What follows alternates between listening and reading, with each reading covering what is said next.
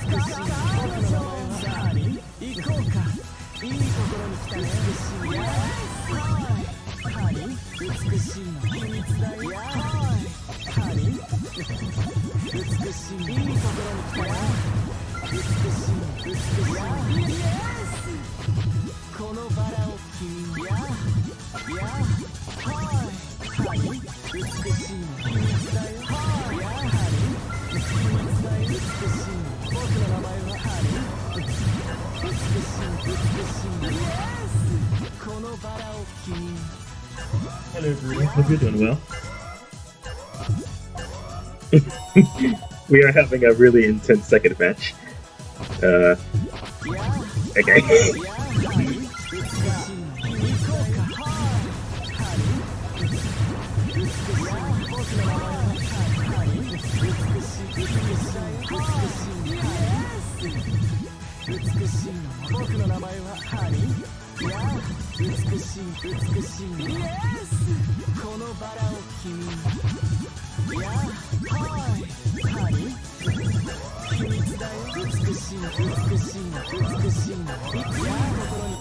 Oh, I'm surprised that counted. Okay.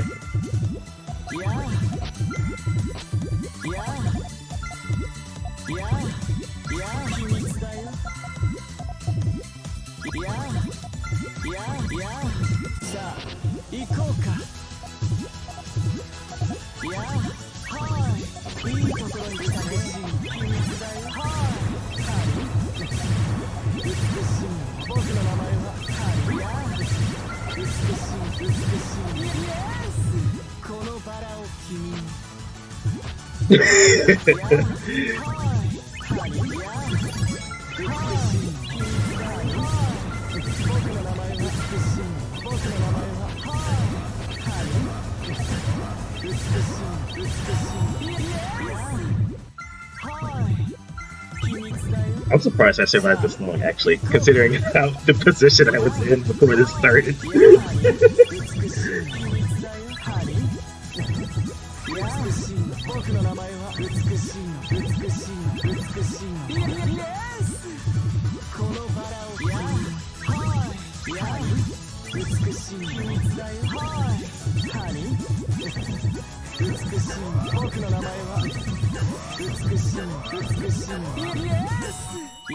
Oh, that didn't work.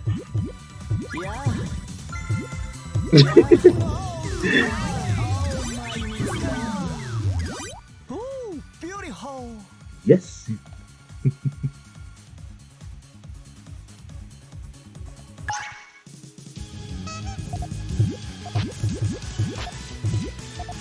Oops.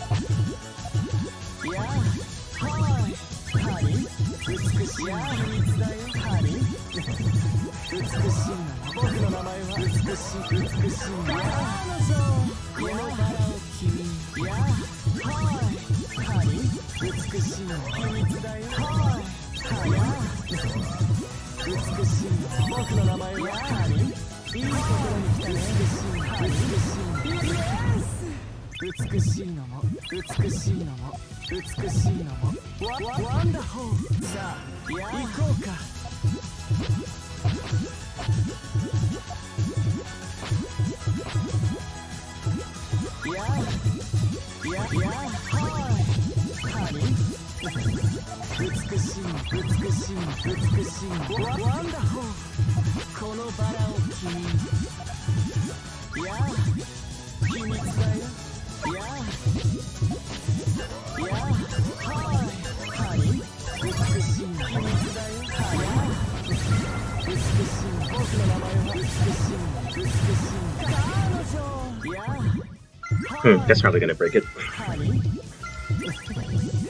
秘密だよハニー Yeah, the greens. 美しいのもいいところに来たね彼女さあ行こうかいやいやはいいやハニー美しいのも秘密だよはいハニー美しい僕の名前はハニー美しい美しいイエスこのバラを君はいハニー美しいの秘密だよはいハニー美しい僕の名前はハニー美しい美しいイエスこのバラを君いやはいいやハニー美しい秘密だよはい行こうハニーいや美しい僕の名前はハニー美しい秘密だよハニー美しい僕の名前は美しい美しい美しいイエスこのバラを君いやいやはいハニー美しいの秘密だよはいハニー美しい僕の名前は美しいのイエスいやいやいやはい秘密だよいや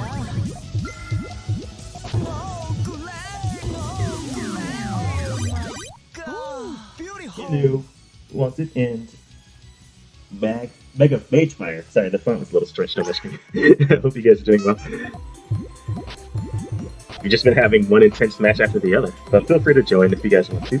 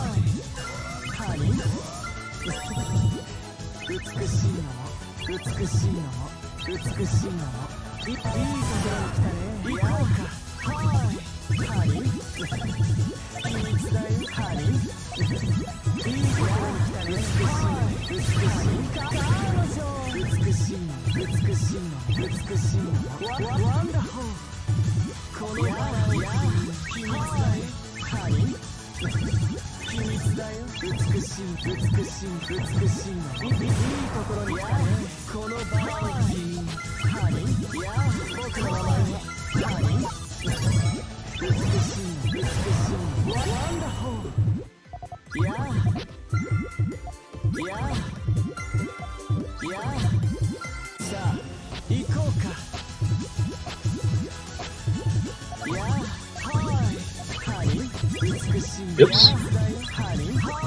That's kind of gonna make me lose.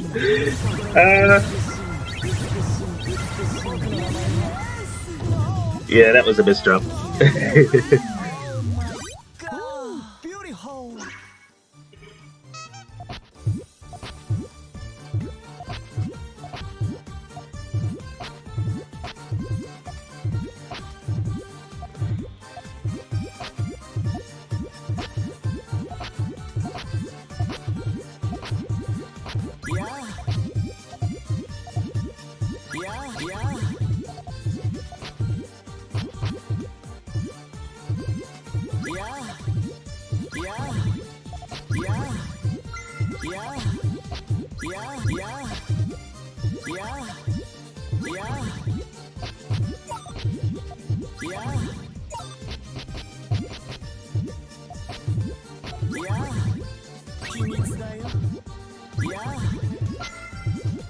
いやいやいいところに来たね。いいところに来たね。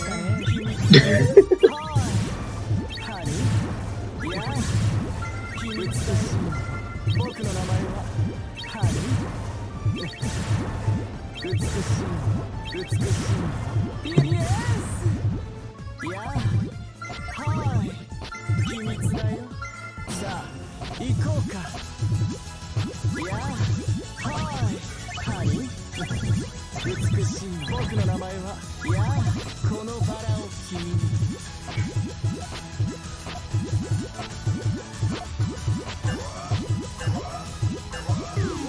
Oh my God! Beautiful!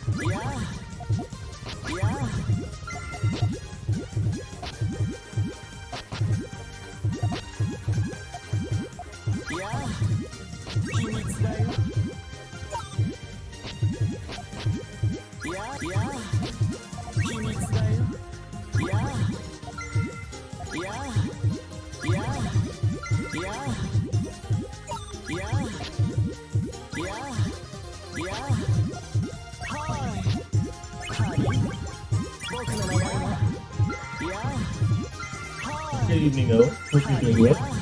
美しいの。いいところに来たね。ハニー。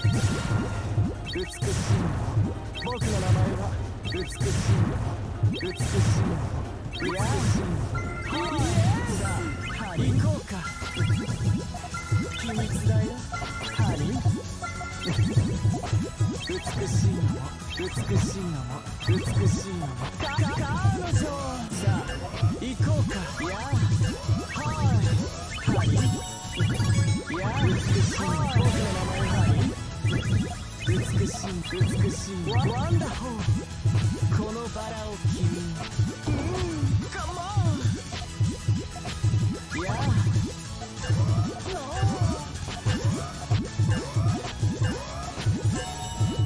やはいハニー。美しい美しいワンダホー。いやノーグレーノーグレー Oh my God beautiful。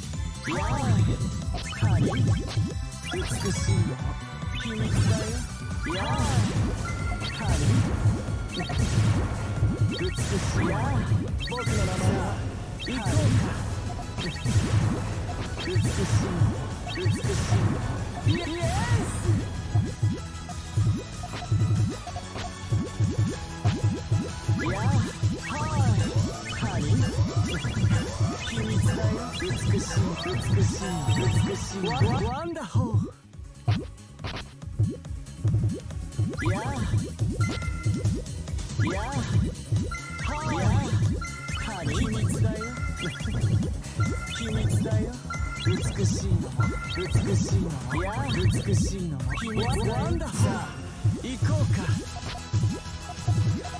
いやはいハニー秘密だよハニー美しいの美しいの美しいの彼女この場合はいやハニー僕の名前は秘密だよハニー美しいの僕の名前は美しい美しいのいやはい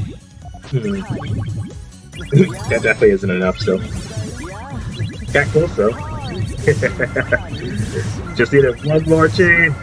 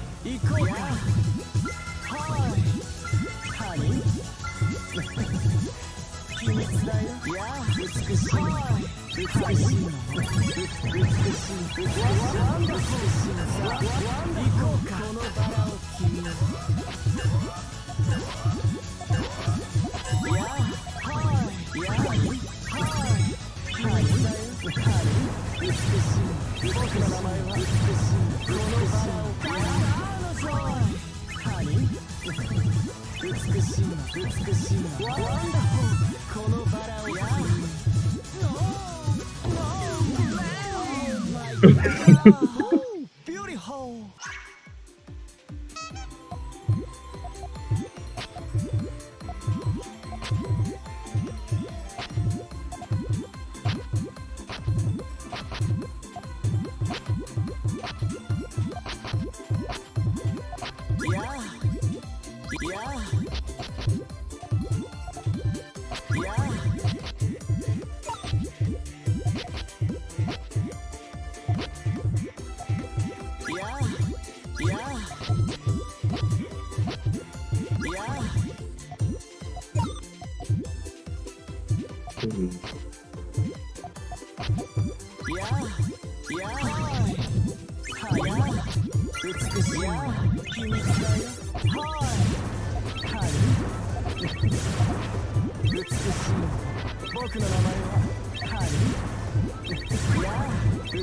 Oh no! That's not what I wanted to do. Making 11-6 today.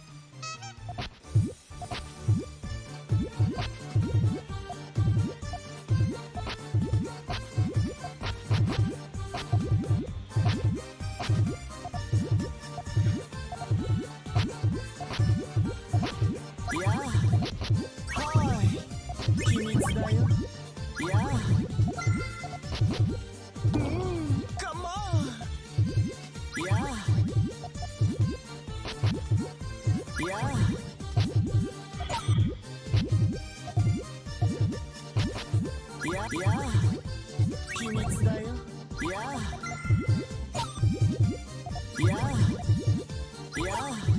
秘密だよ。やあやあはあやあはり秘密だよ。美しいの美しいの美しいのはり秘密だよ。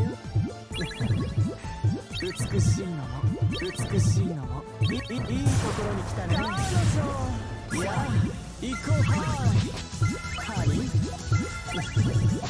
秘密だよ。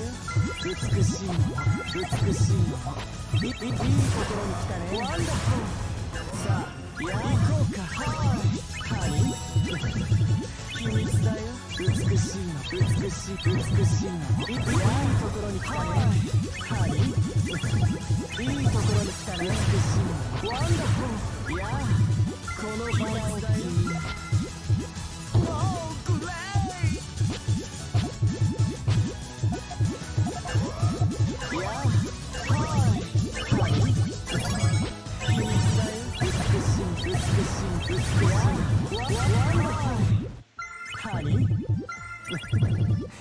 美しいの僕の名前はさあ行こうかやあはいハリ秘密だよ。美しいの Oh, I saw you in the, hang on. やあこのバラを君にハリ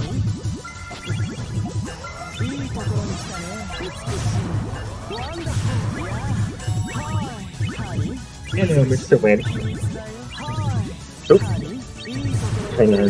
I need to get the password too. Gotta go. I'll do that once this round ends. 行こうかやあはいハリ秘密だよ。ハリやあ美しいの美しいの美しいの彼女このバラを君にやあはいハリ美しいの秘密だよ。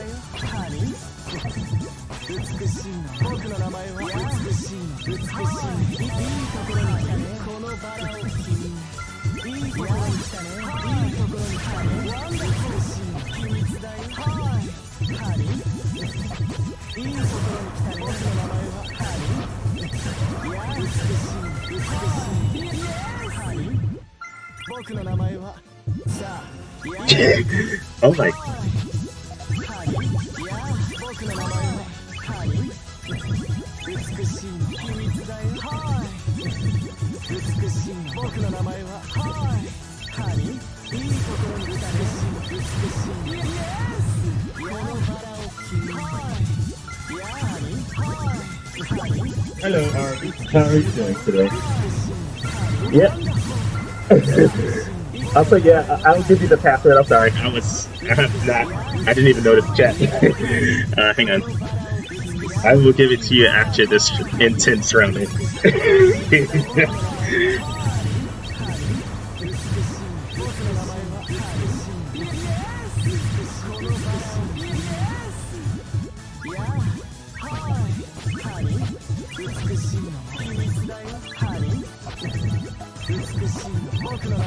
Yeah, it's going out quite fast.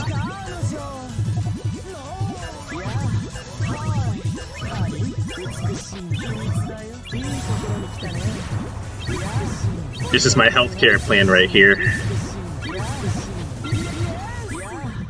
Just have a whole bunch of threes ready to go. This should be fine.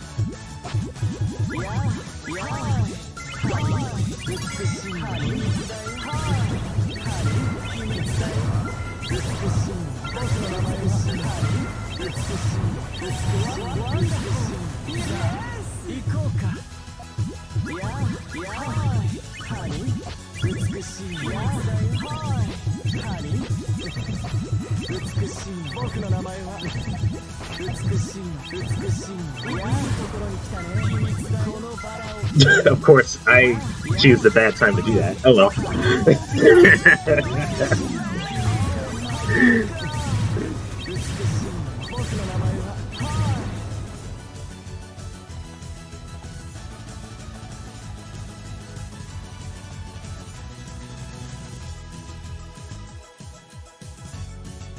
Alright, I just sent it to you, and honestly, I don't even know what voice lines Red will have. Something I was thinking about earlier, actually, was I was thinking after work I'm just going to sketch, you know, Rose and Camellia. I was going to do some poses for Rod, like what his would be like if his neutral stance, his heavy damage stance, and so on, like critical slap. It would be funny. Good pose and expression practice. Because I haven't drawn him in a while, so that'll be a good way to get.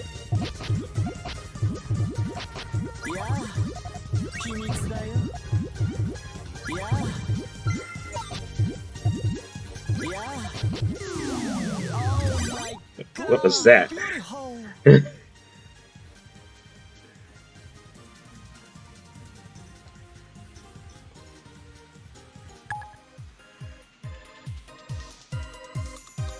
At least with that one, I don't have to think about voice lines. I can just, you know, do the poses.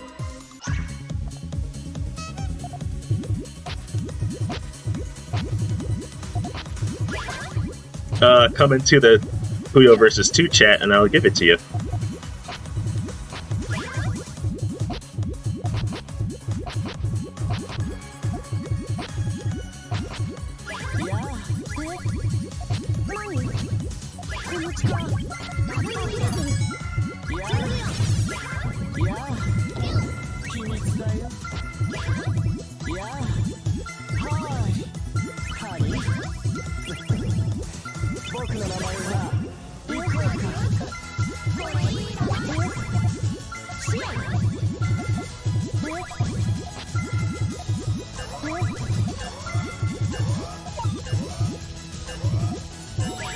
Yeah.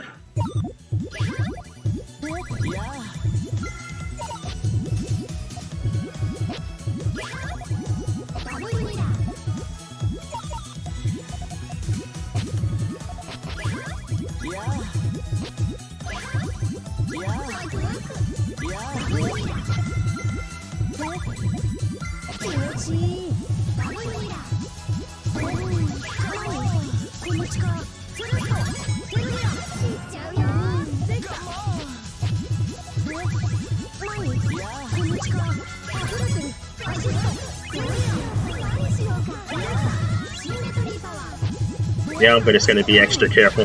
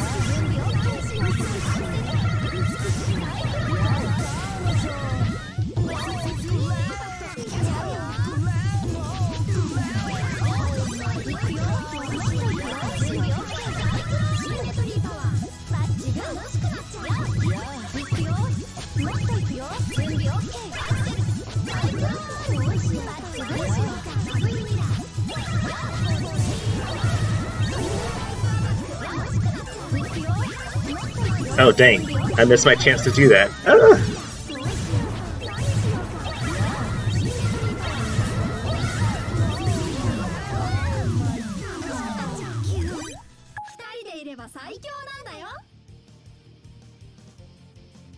Welcome back.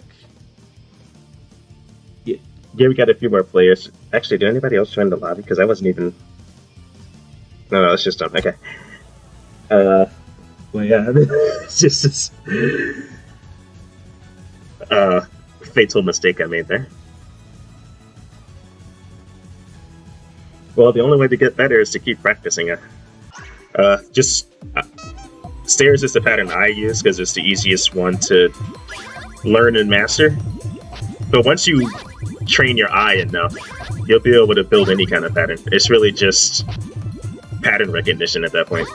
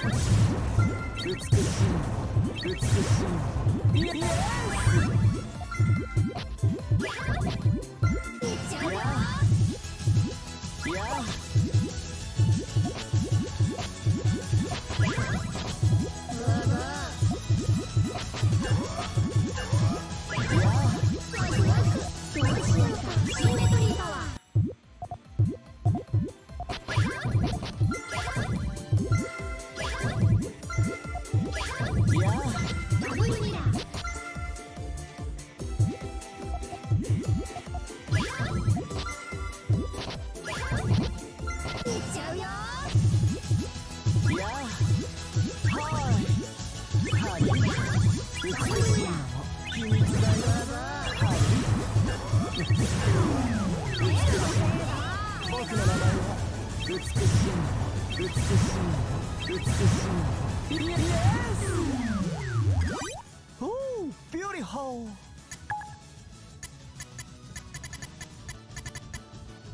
It's dancing.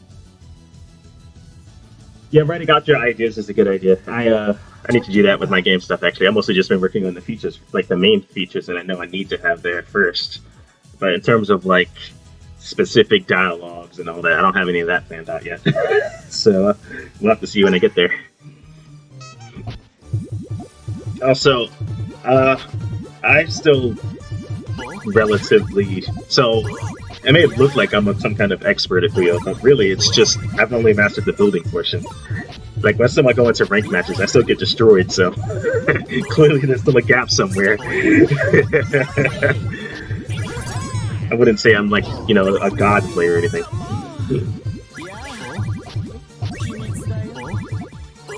The building part's the fun part though, because you can do it however you like. So it's not like there's any hard rules.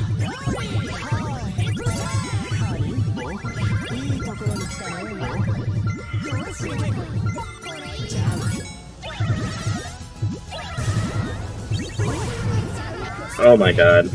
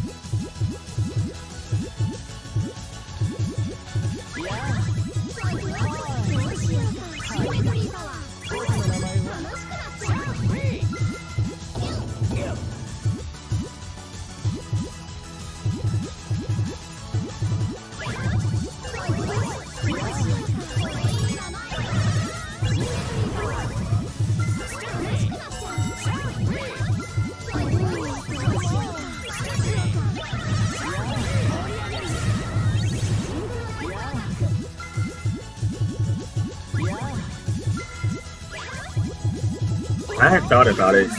I mean, I don't know if I'm gonna make a separate account or not for the game. I probably will when I have enough material to actually show, but it's still early enough that it's not really...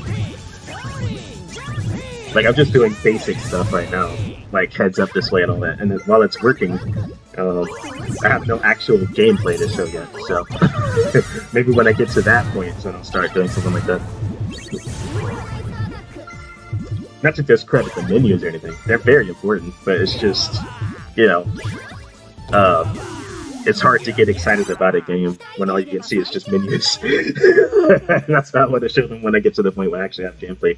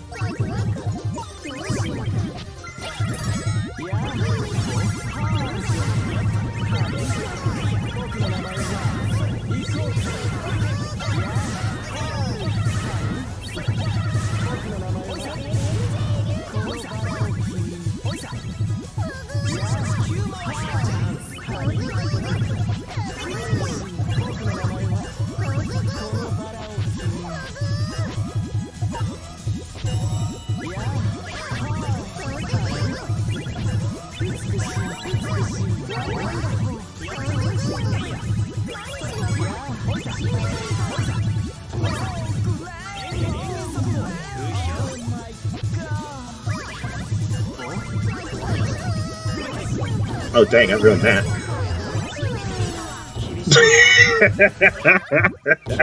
Wow, I got sniped at the last second.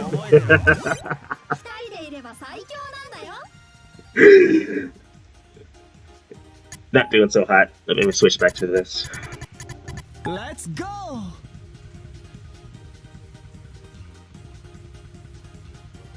Throw spaghetti on the wall. Yeah, I mean, that's going to be some of that in my. I mean, I'm not going to say I'm throwing spaghetti at the wall. I know what I want my game to play like, but there's going to be some things that I'm not sure of until I get there, like the actual level design of areas. I haven't planned out, like, I want this room to look like this or anything yet, so there may be changes in that regard. But I know for sure that I'm going to make this an action RPG that's a platformer, so, like, I don't have to worry about changing genres at the last minute. It's mostly just going to be things like script and all that.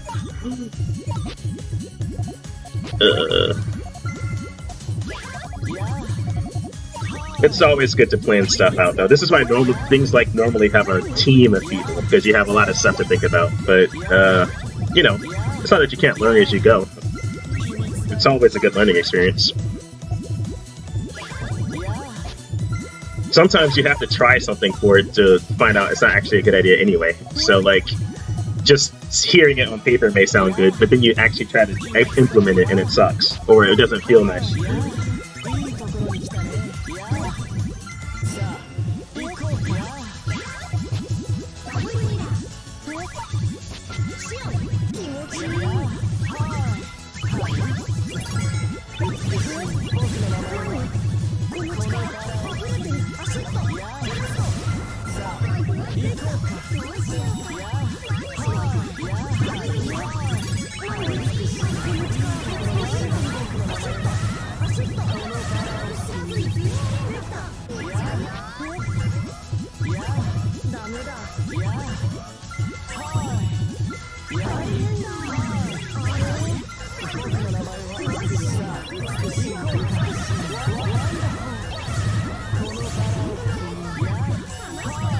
Sorry, Bella was made like what?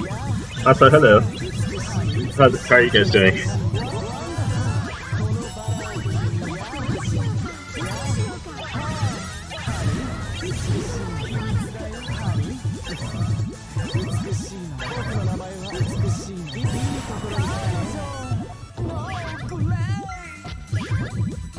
Oh, I see. Yeah, some of these things, like, you just have to try. Like, you might have some ideas on paper, even if you plan it out, like, step by step. But they just don't work together as game mechanics. So you just have to scrap some ideas or change them a bit for them to work together. Like, that's just what happens. That's how we get games like, what was it? Wind Waker, where they had a whole lot of planned content that never actually made it in the final game. That can also just be to do, you know, they didn't have time to put in all the extra content they planned. So that's why in some games that get remakes or re-releases, they add those levels that they wanted to add but couldn't, for whatever reason or another. I don't think that happened with Wind Waker, but, you know, it was just an example. Some games do that.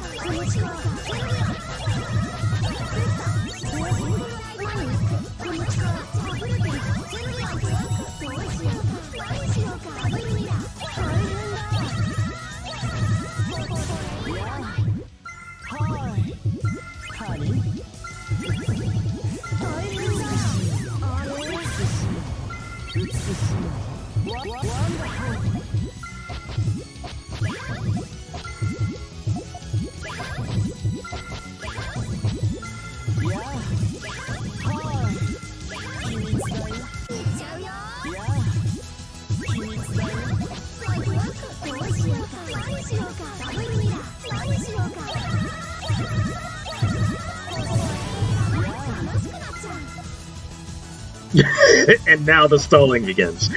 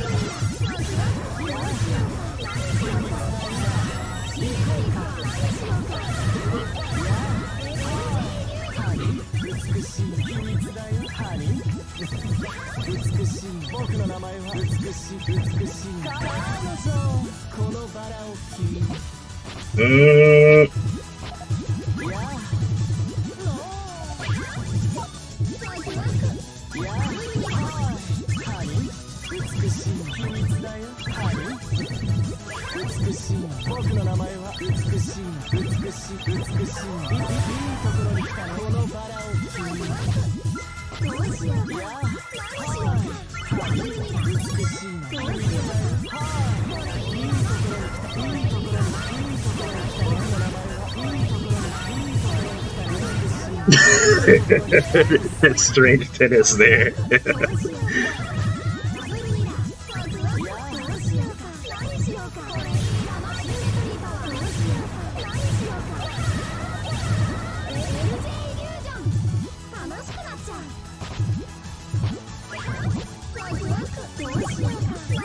Counters.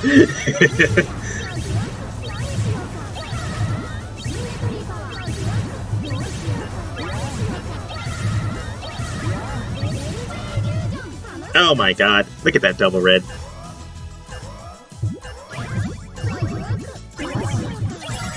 It ruined everything.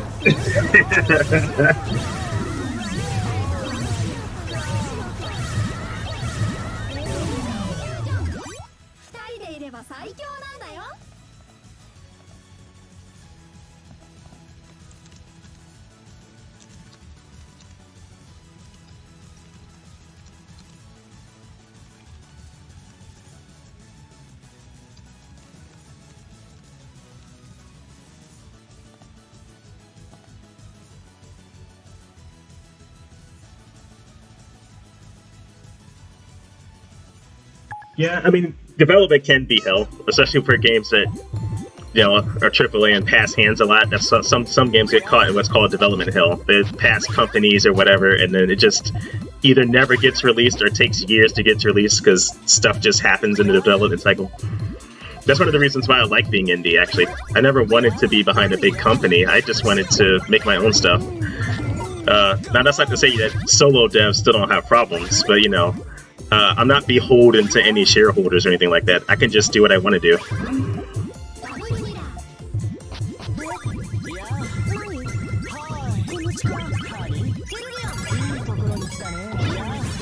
And also, you know, I'm not under some kind of tight deadline either.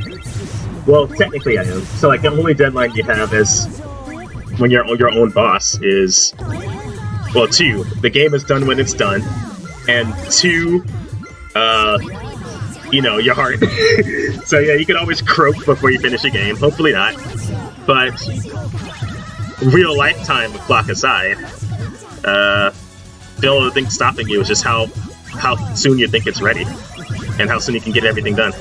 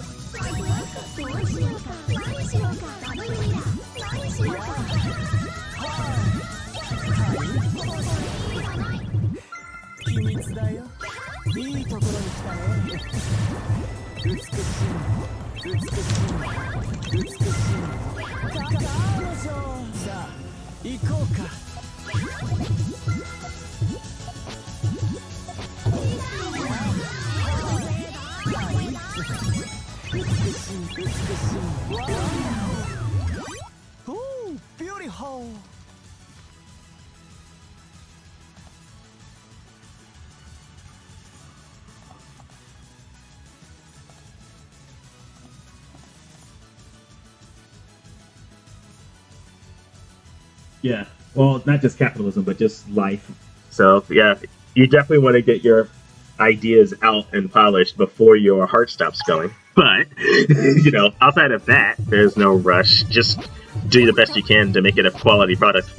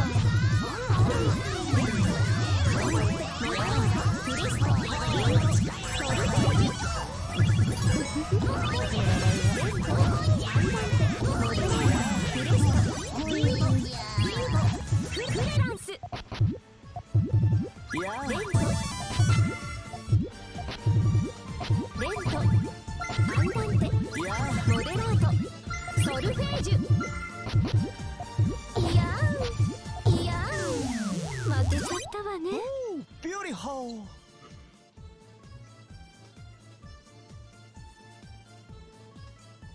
How can I flex my status if I can't bark orders at you? Are you making fun of yourself for being a dog, Mr. Husky?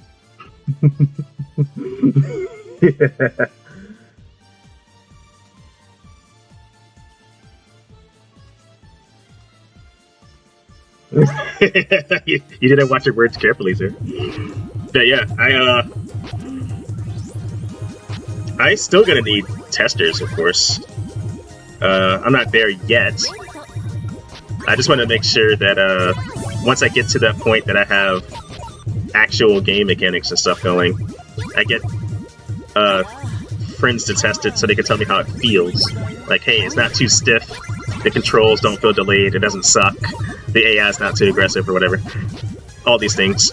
Because, you know, I am only one person, so even though it may feel good to me or feel fine to me, it might not feel great for anybody else. So I need to make sure I get that kind of feedback.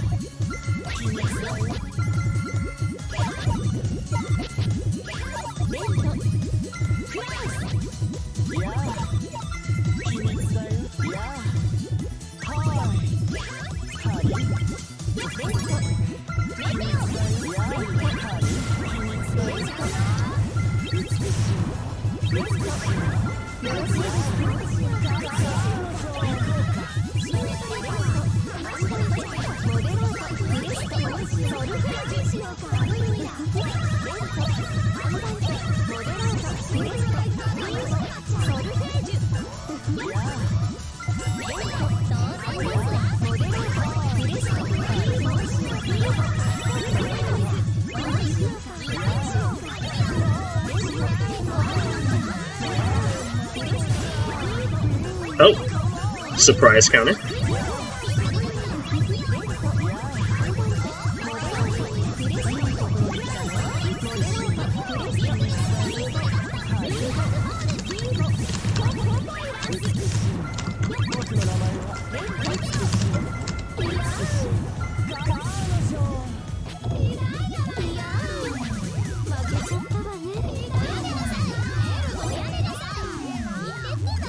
Ooh, beautiful.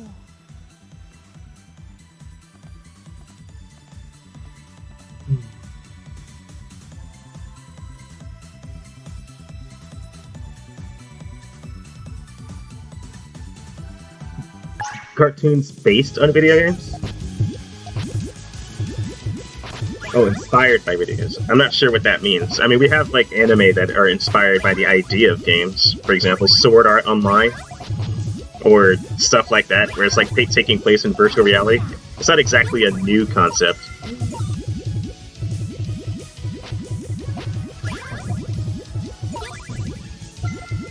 But you know, I was actually talking to this about the friends earlier. I don't think you need to have a unique new idea, because it's almost everything's been done at this point. It's more so just having something that's entertaining, I think, at this point. If you're entertaining, it doesn't matter if, you know, there's 5 other things that do what you do. People will still like you. You can just string together any number of keywords at this point, and it probably already exists. Like Space Zombie Fighter, that's... Halo has the flood, so it might as well be zombies.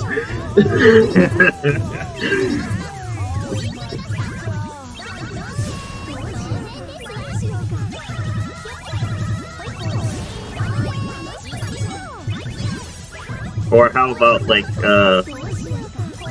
action puzzle fighter? Well, you got, like, the Super Puzzle Fighter games. Or, you know, you just string together keywords and themes, and you'll probably find something that already exists.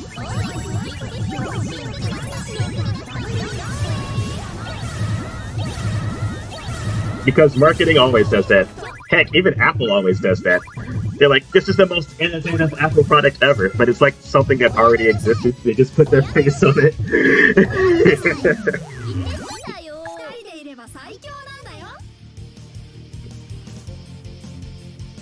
I just think some people stress themselves too hard on trying to be original rather than trying to make something good, which can be something that, you know, bites them in the butt. Because even if you do manage to find that needle in a haystack for something original, if it doesn't actually interest anybody, it's still a problem.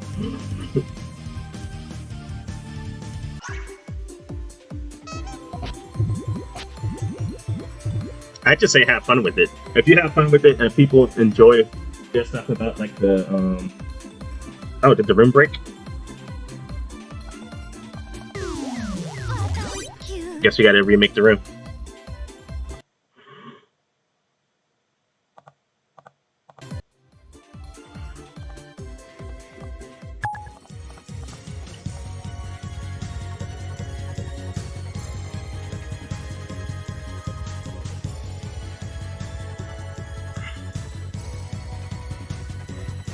Hello, Nova Star. My game, for example, I already know it's not, like, gonna be unique in the sense, like, it's never been done before. There's been plenty of action RPGs that are platformers. You got, like, the Metroidvania Castlevanias, you've got, what is it called? Cave Story? Like, there's so many things. But, as long, I'm just aiming to make a fun game that plays like this, that's all.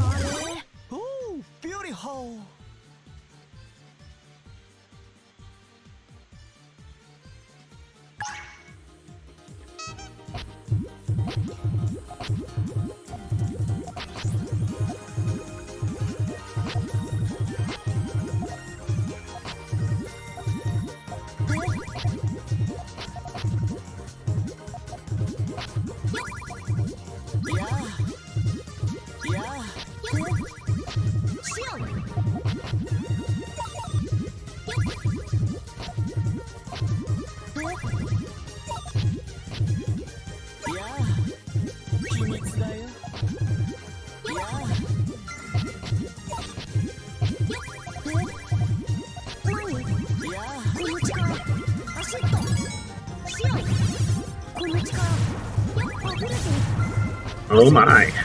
Hang on. Okay, now how about this?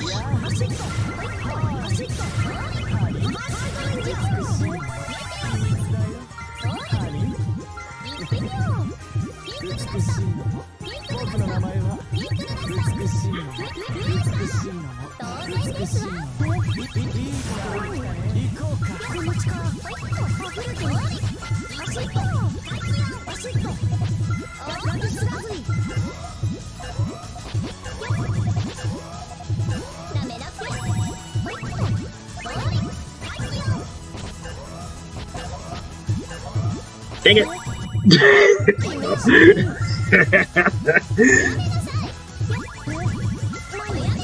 Such greed!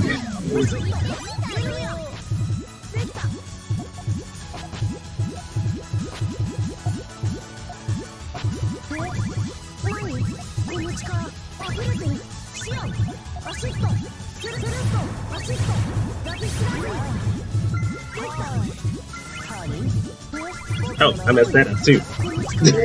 Well, dang it.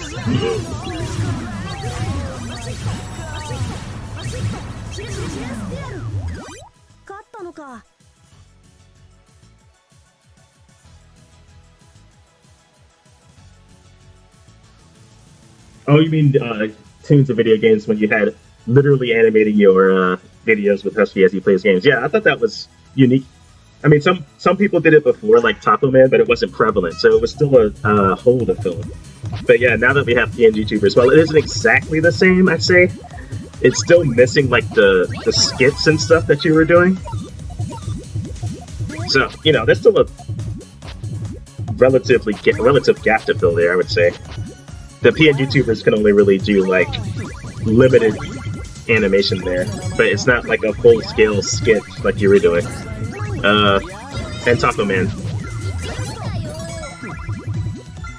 And then,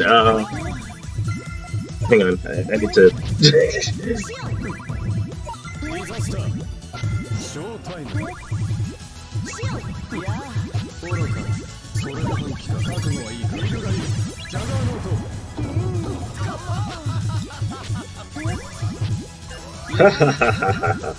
Satin's having a good time. Alright.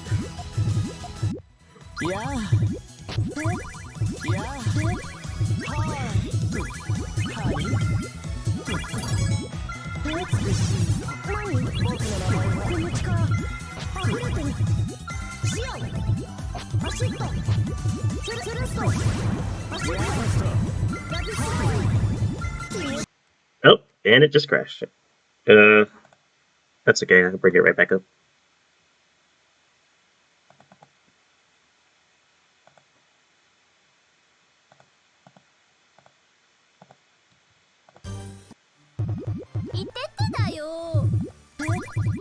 This gives you a chance to read them. So,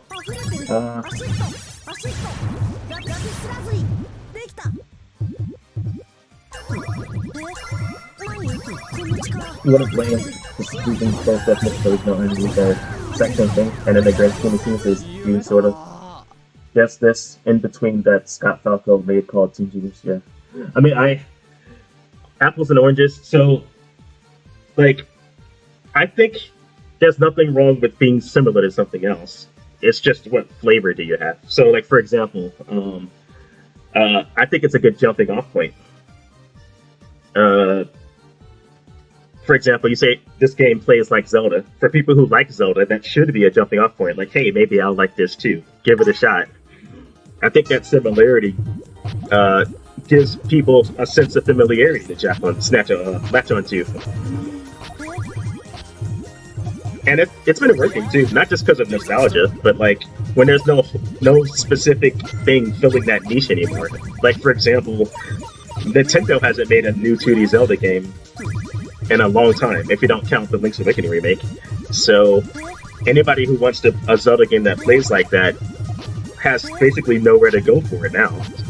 There's indie games that are doing it, which is good, but you know, they're not going to get it from Nintendo. So if they want that fixed, they have to look at the indie scene, and then there's people happy to provide that for them. Of course, I still want to make a Zelda-like game with Vector, but that's just an example. Like, or Konami, this is even a better example. Konami. So Konami hasn't really done anything significant with Castlevania, right?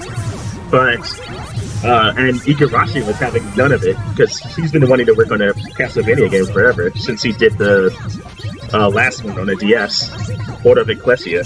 But since Konami still didn't feel like doing anything with Castlevania that was significant, he just left the company and said, I'll make my own. And he did. I'm sure you guys have heard of Bloodstained Ritual of the Night. That was that Castlevania spiritual successor that Igarashi worked on. The Kickstarter did really well because there was a lot of appetite for a new Castlevania game, but Konami's not doing it, so somebody has to pick up the slack, right? And that's where being a similar game also helps. It's not exactly the same, but it's close enough that you'll feel right at home. And that's one of the reasons why you don't necessarily need to be unique. You just need to be fun. Or fill in a gap that people aren't getting anymore. It's also why we see resurgences of like those classic platformers like Banjo-Kazooie and Crash and stuff, because that's been gone for many years. So now we're getting it back as a whole, and there's something for everybody, what kind of flavor you like. If you want a cutesy platformer, you got things like Clive and Rim. If you want a more gritty platformer, you got other stuff. So, you know, they're all platformers, so something for everybody.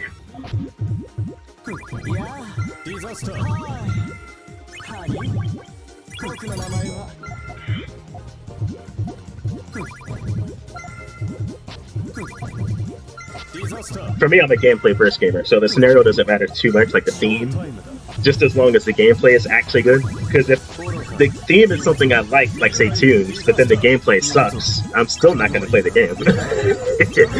You got to tank the game just to get to the good parts, and that just wouldn't feel nice.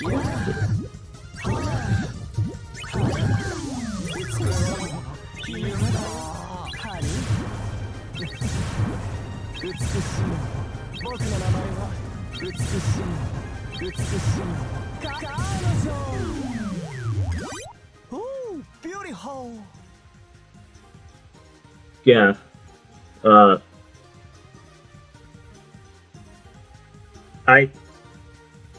Let's see. I mean, Mario.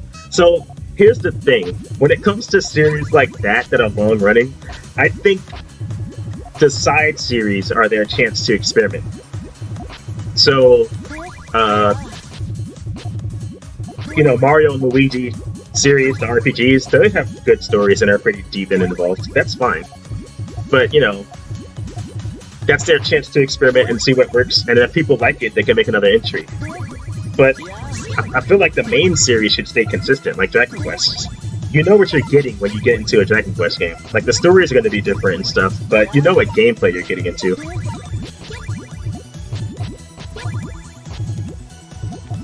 Like, when you have inconsistent games in the same series, it feels, some people just fall off of that because they don't know what they're getting. I just messed that up.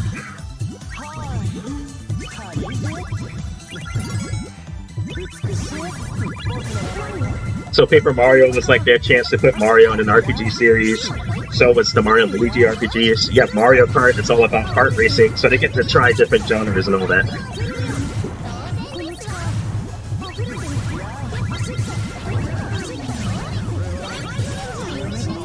Oh my god, what is going on here?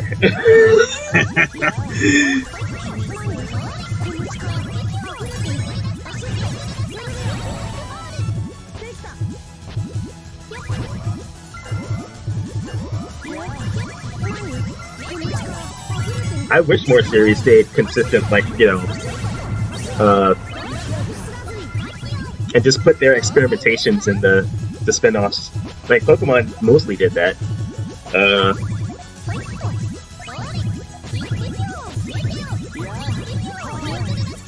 Like, you're not gonna get a mystery dungeon style game in the main series, which is fine. That's the way it should be.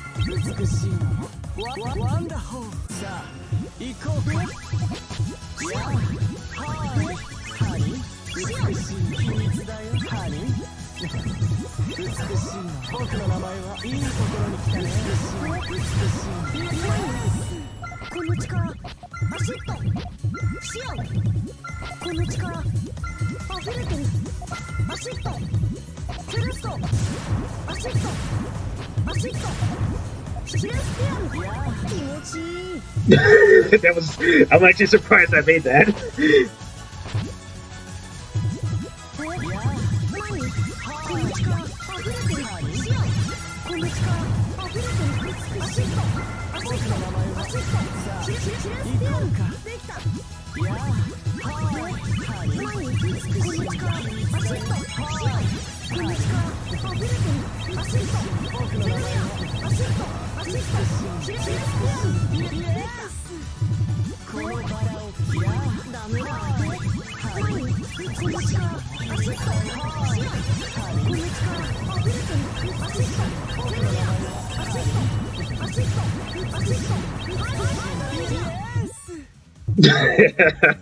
Too much sig.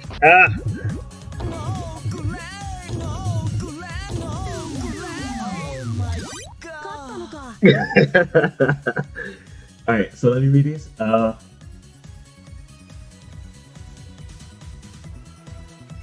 So yeah, Mario 2 was the experimental. So I don't count that one. Any of the second entries in the series, there was no formula defined yet. So that's why Final Fantasy 2, Zelda 2, Mario 2, like these are so different because they were trying to see what else can work. But once you have a series that's like, you know, 3-4 entries long, you shouldn't be trying to redefine the formula. You should be trying to make a spin-off series and see if it works. Then you can do that spin-off series. And then the people, if they don't like it, then they know what they can fall back on in the main series. Like, okay, Mario clearly didn't work as a tactical RPG, so let's just go back to making platformers in the next Mario 4. You know, something like that.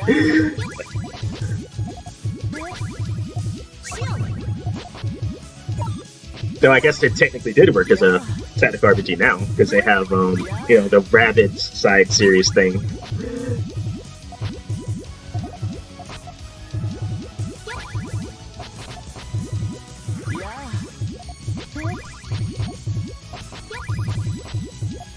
What is going on here?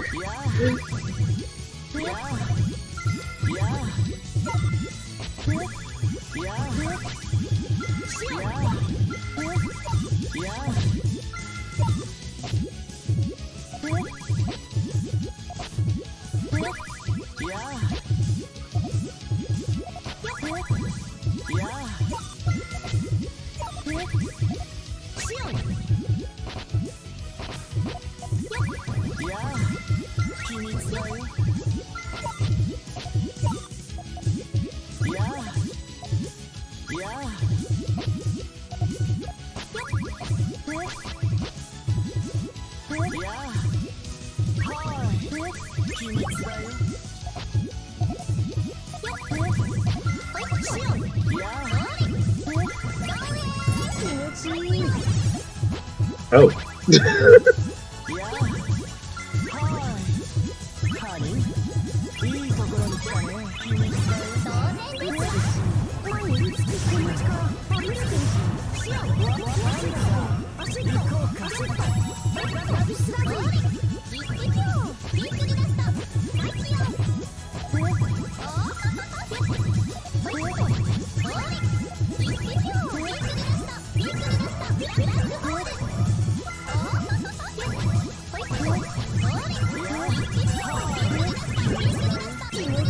Dang it!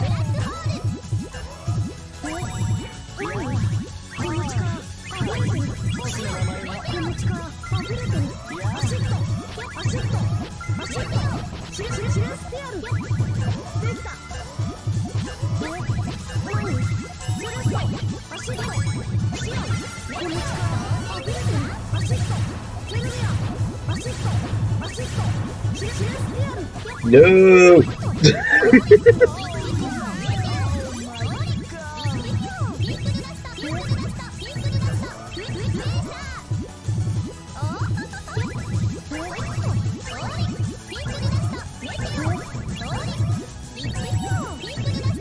President Bush.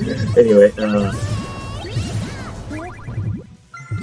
I mean, I don't think Kirby's ever been a challenging game. Like, they introduced the copy abilities to try to make it more of a skillful game.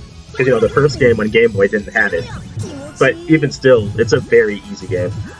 I don't really know what could be done about it. Like, they could make a difficulty setting, I guess, but what would it really change? Just how much damage you take? Because that wouldn't really do much of anything. Now, regards to Mario World versus Mario 3, I actually feel the same way, RB. You know why? Like, Mario World I still think is a great game, but they didn't balance the game at all to work with that cape, so the cape destroys like 70% of the game. So it's really easy to tease that game compared to Mario 3, so you still have at least some challenge in Mario 3. But the fun, I guess, that comes with Mario 1 for me isn't the challenge, because it's clearly not there. Instead, it comes from finding all the secrets and all the secret exits. It's the same way with Kirby for me, actually. Since Kirby was never actually a hard game, the fun part was just finding all the secret exits and stuff.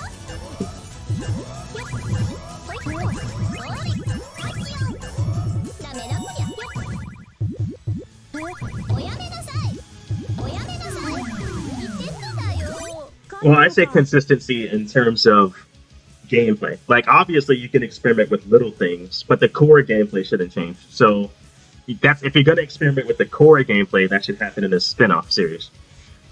Like, why would Mario 4 be a kart racer, for example? That literally makes no sense.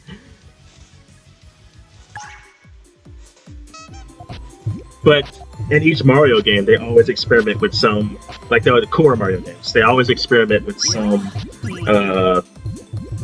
new power-ups, new level type designs, and stuff like that. So like New Super Mario Bros., for example, has power-ups and puzzle elements that the former Mario games didn't have. That's fine. Like, I don't think you need to completely reinvent the wheel every time a new game comes out. Just change it up a little bit. Same thing with Pokemon Gen 2. That's, like I said, the sequels generally don't count, but in this case, they added a lot more to the foundation. So Gen 1 was already broken, we already know that, but it still started a thing. It was very popular.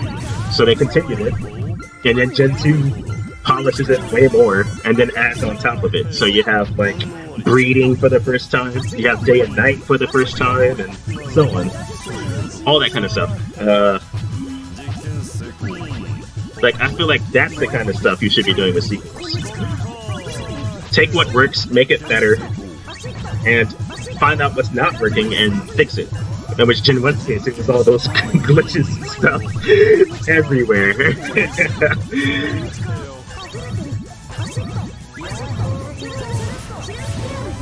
Oh, snipe attack.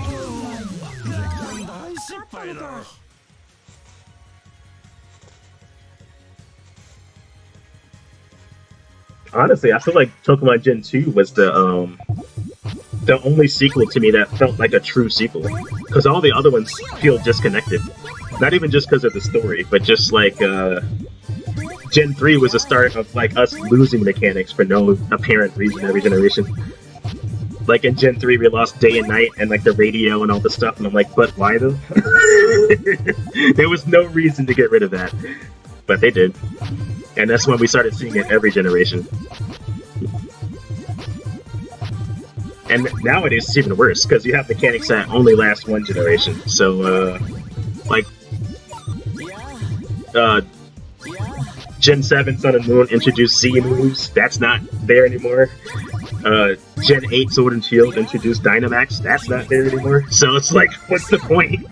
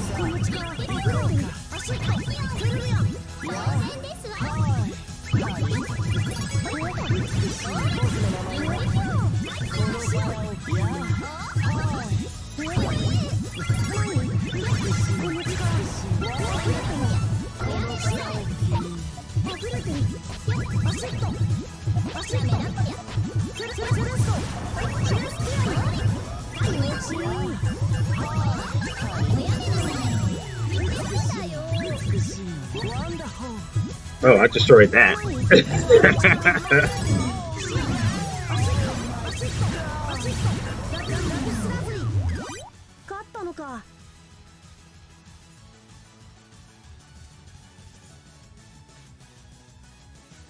But that's the thing, Mario's never been a narrative. That's why they never did that, for example, there.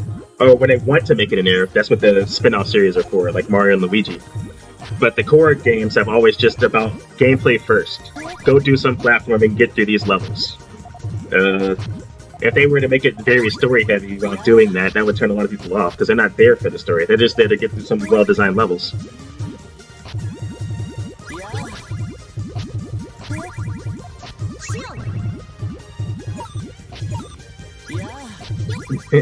think about the people who fight and mash their way through all the cutscenes because they're just trying to get to the game.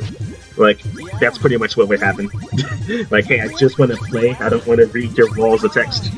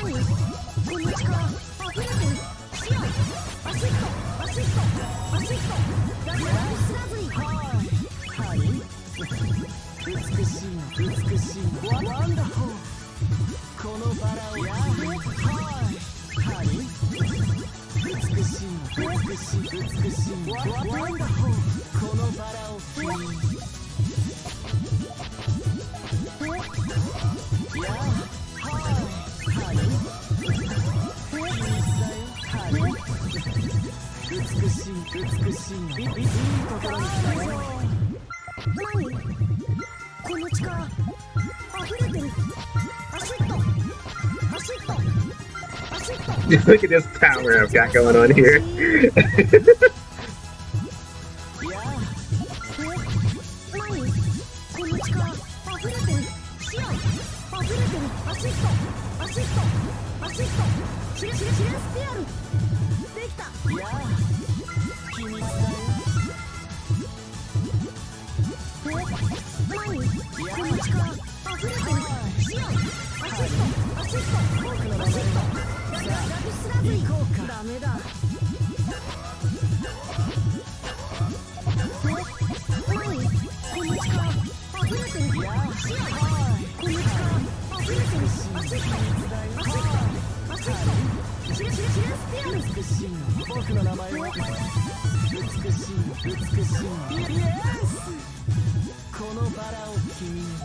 Ah, dang it.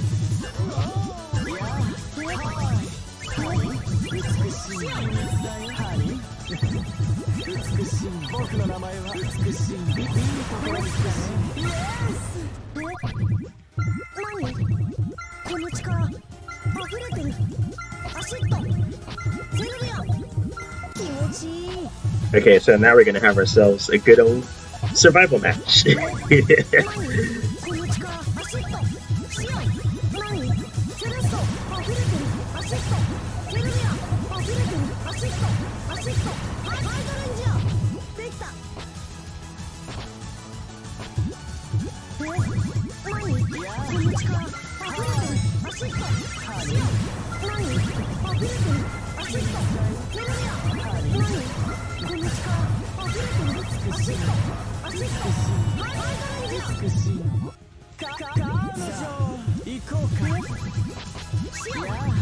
Well, shoot, I just destroyed this beaver.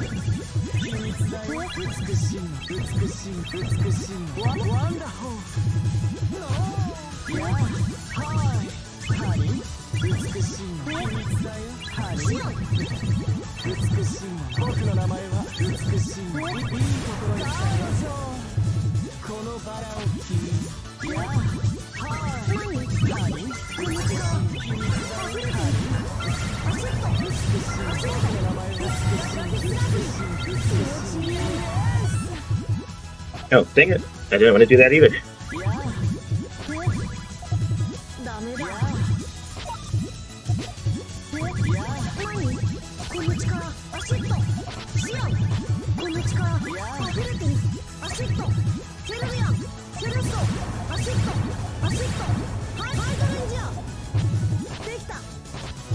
That's definitely not enough blue to go around.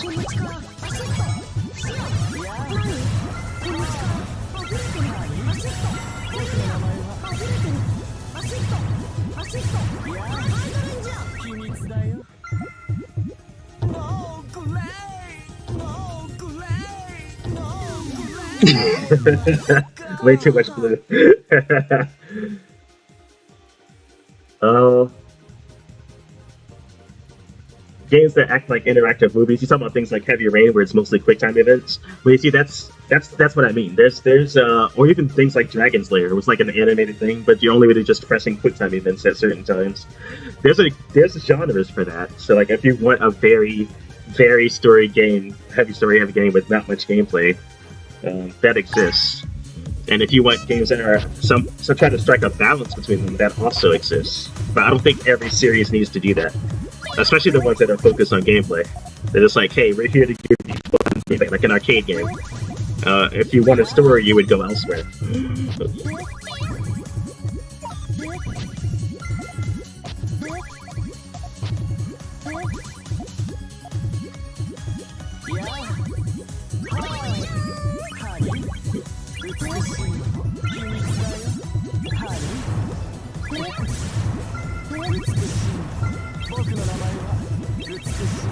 After all, people still play storyless games like Pac-Man, for example. Do we care why he's eating stuff? Nah, we just want to play the game. Especially the, or even Tetris players. Like, do you care why you're matching up blocks? Not really. You're just doing it for fun.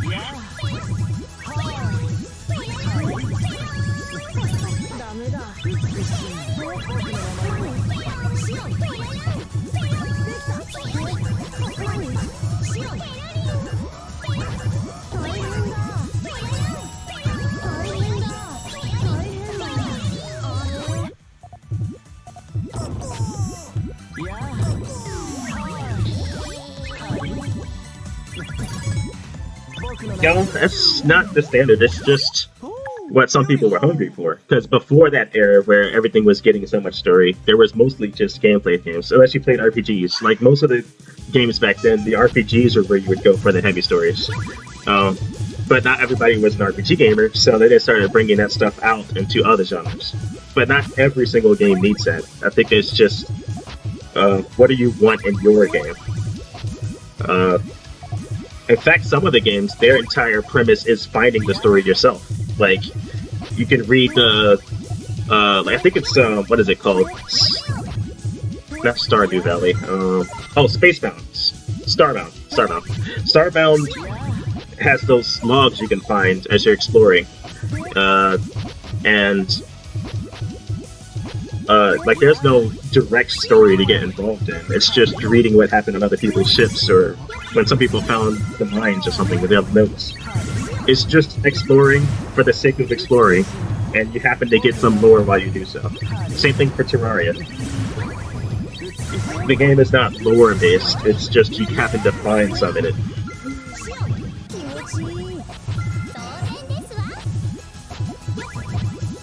Heck, even Minecraft. Minecraft doesn't actually have a story, but I guess you just go to fight the dragon because reasons, even though there's nothing telling you to do that.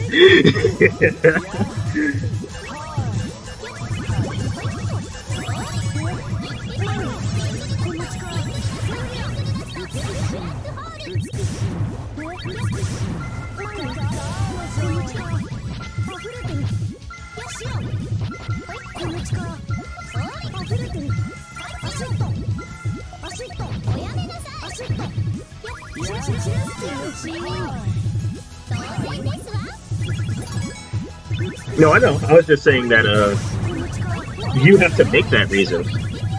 For most people, it's just, I'm playing it because I want to have fun. And that's good enough. And that's what a lot of the games want you to have. It's just, you want to have fun. If your fun comes from having a narrative, then obviously those games aren't for you. But there are plenty of other games that do have that narrative.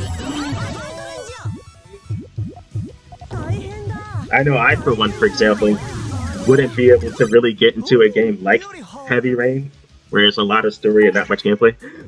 Because I even had the reverse of that with Pokemon. With Gen 5, Black and White, like, Pokemon stories are always okay at best, so them stopping you every few feet just to play some cutscene you don't care about does get annoying really quick. It feels like an endless tutorial. But, you know, do I really care why we're just girls over here in the city today? Not really. I just wanted to go fight some Pokemon battles and do some exploring. But you have to sit through it because, you know, the game has them. You have to just keep mashing A.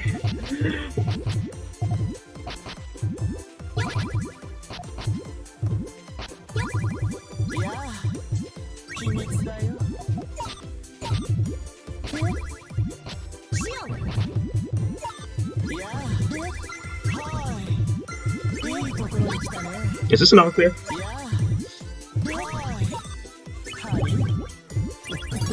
Oh, it was.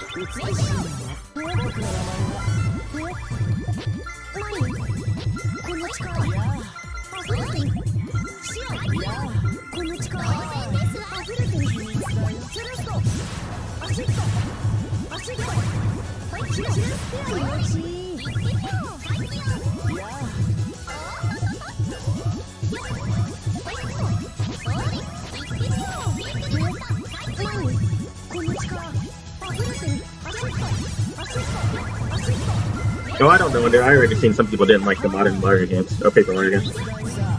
But I don't think anybody had the real issue with the Mario and Luigi games.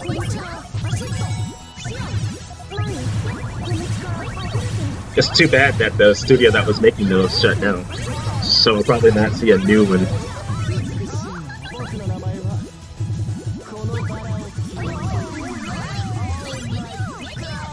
I only played the first one anyway, but I did want to play the other ones. I just didn't have the system at the time.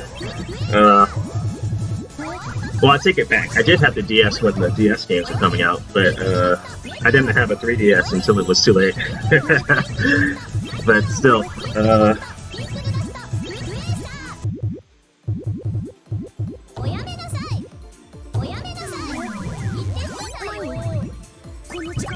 if anything, I'd love to see series that haven't done any spin-offs do some spin-offs to experiment with other stuff.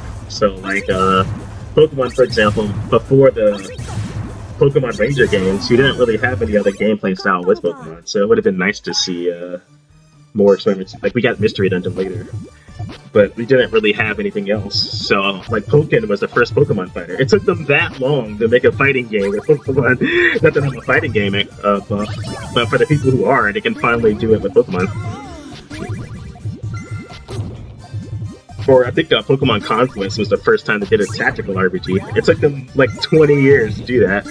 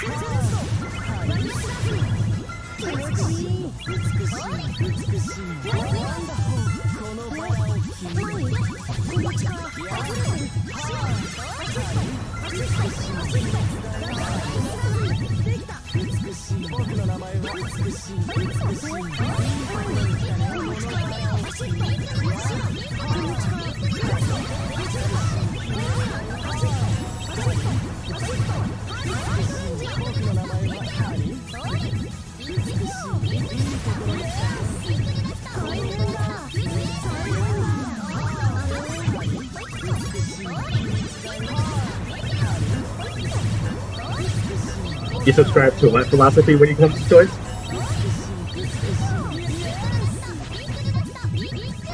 Oh man, this is really intense. Hang on.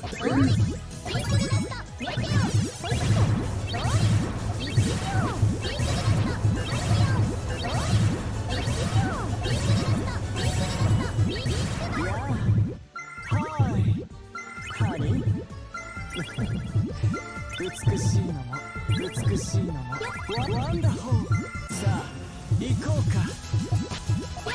いやはいハリー、美しいの秘密だよ。はいハリー、美しいのも僕の名前はハリー。美しい美しいのイエス、このバラを君に。はいハリー、いいところに来た秘密だよ。はいハリー。Well, a lot of these toys out there have you make your own story too, you know? So, like Barbie and Ken exist as a doll, but the kids play pretend with them and make their own stories with them.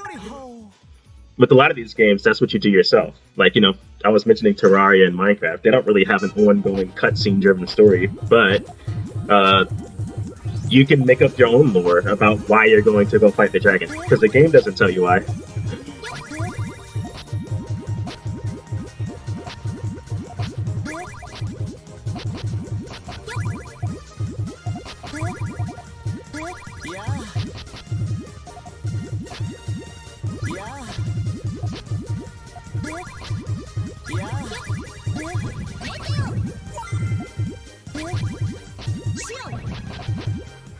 Ah! Ended with just one.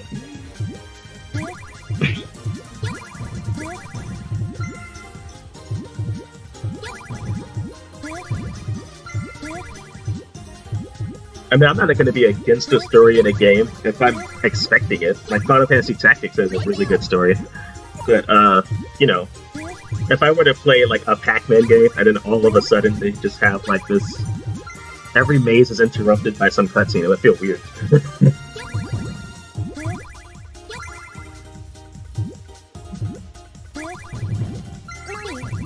Pac-Man 2 at least took an interesting direction with it.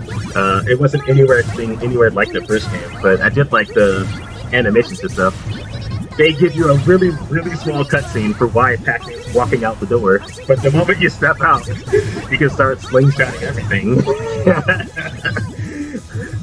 I think that's fine. I mean, that's how most of these older games work anyway. Like, Zelda has the intro crawl text, you know you're gonna go save Zelda and collect the 8 pieces of the Triforce from the scrolling intro text. And that's all you get. The rest is just through the game itself. I think that's fine. Like, it just gives you, here's why you're collecting 8 things, now just go do it.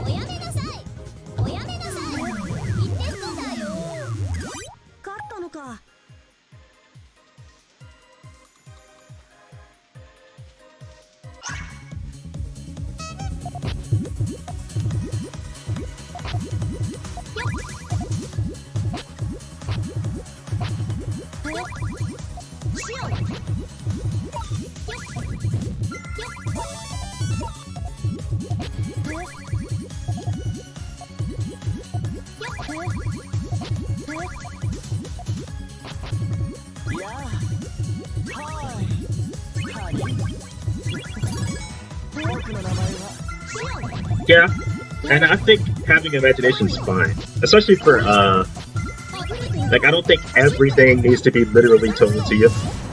But you know, some people need that. That's why some of these games these days have gotten so over tutorialized. I can't stand that.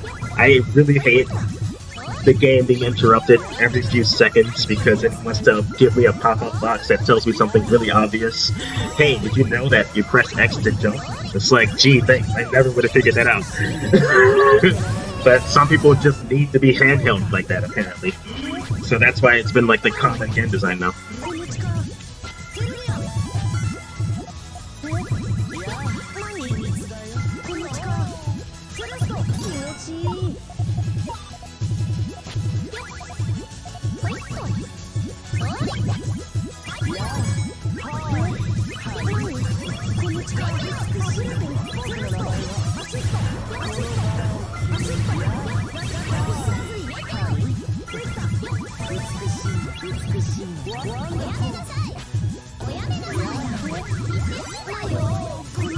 I think like these over-tutorialized games are bad for both speedruns and repeat playthroughs.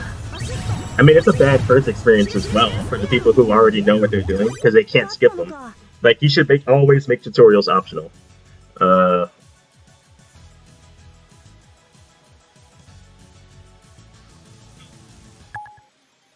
If the tutorial is optional. Oh, I guess we're stopping now. I just read that.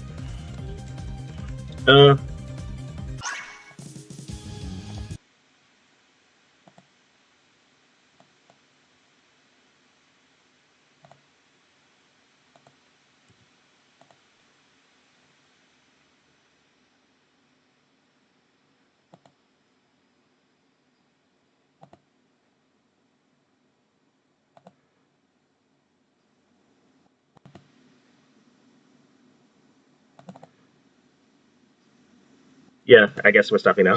Okay. It just ended, but yeah, I guess we're stopping now. Okay. It just ended, but yeah, I guess we're stopping now. Okay. It just ended, but yeah, I guess we're stopping now. Okay.